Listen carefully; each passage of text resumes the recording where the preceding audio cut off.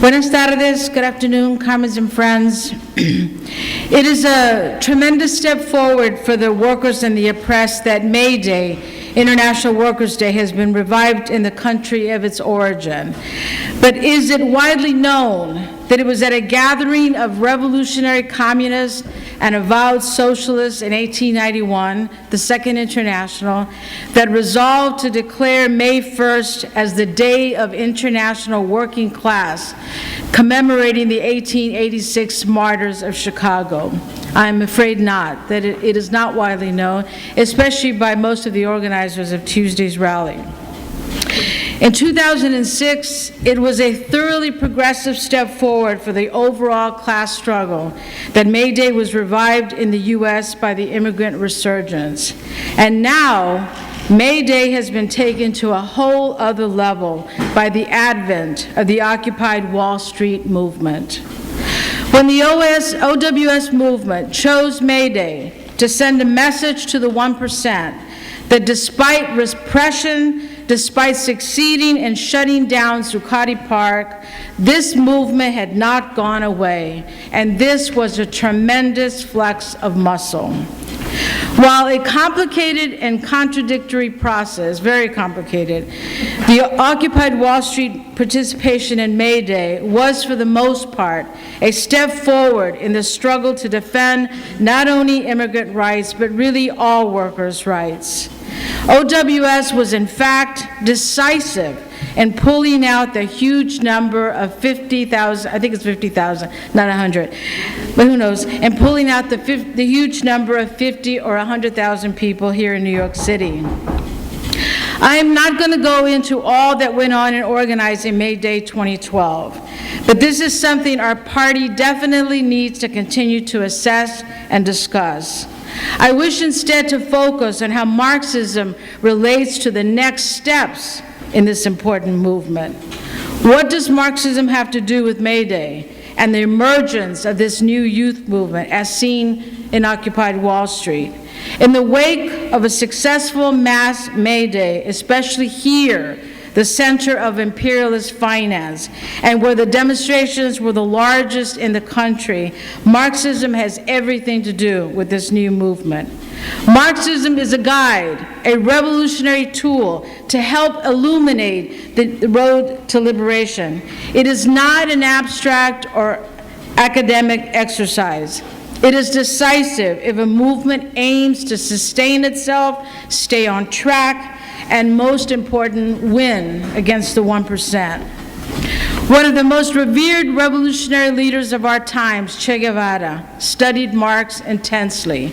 At an early age, Che wrote this about Marx: "Now St. Karl is paramount, the axis, as he will be for all the years I remain on the face of the earth," said Che.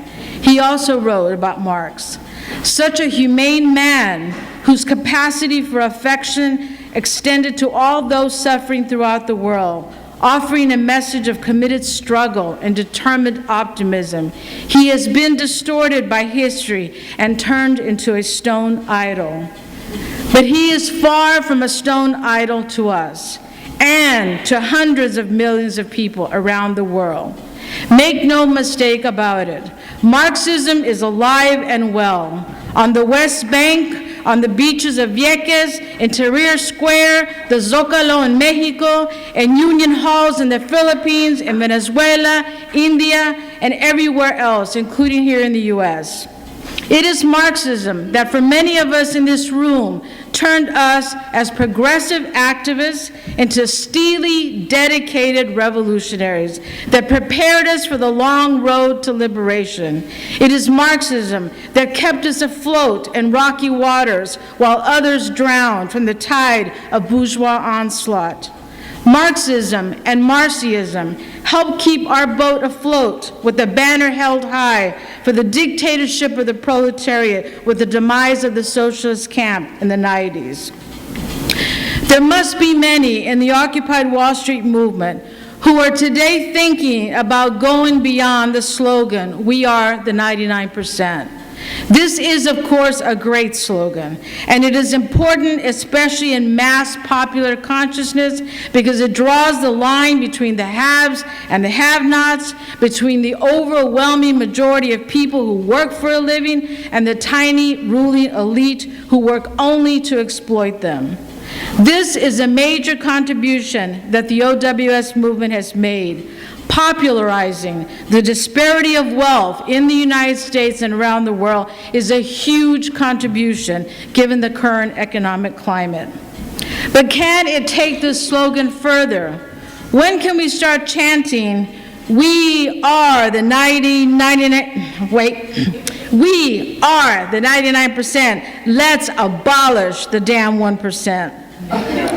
This, in a simple nutshell, is the essence of what the OWS movement should consider for the coming period. I'm not trying to say that this should necessarily be the main slogan next May Day or whenever, as it may not help to unite broad and mass layers, which we have to do, but that this be the perspective that guides this movement. This will only happen if there are enough revolutionary elements within the movement, and if communists and socialists can continue to get the ear of this new movement and do it right. Don't screw it up. We can't screw it up. The most important contribution that class-conscious communists and revolutionary leaders can make at this time is to help build this movement by giving it a Marxist twist, a revolutionary and class-conscious flavor. This movement needs Marxism because only Marxism can illuminate the nature of the system that this movement hates so much. It is great that this new movement is so radical and that it hates capitalism. It's not likely to go into the elections this year, I don't think, for the most part.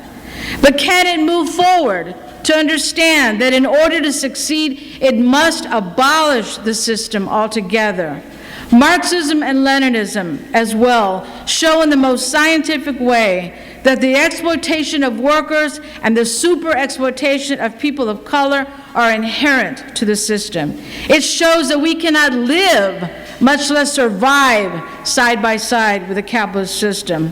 As long as the system stands, Wall Street, the Pentagon, the government, the media, every institution will continue to defend the profits of the 1% and continue to wreak havoc on society. It has been pointed out that this new movement is a movement of privilege, that while many of them are burdened with student debt, low paying or no jobs at all, it is nonetheless more privileged than oppressed or people of color. This white privilege often reared its ugly head in organizing for May Day. Overall, these youth, to their credit, however, mostly tried to keep that privilege in check. And to be fair, the movement is not 100% white. It does have oppressed people in its midst and in its leadership. Marx, because like Fidel, could see the road far ahead and even around the corner.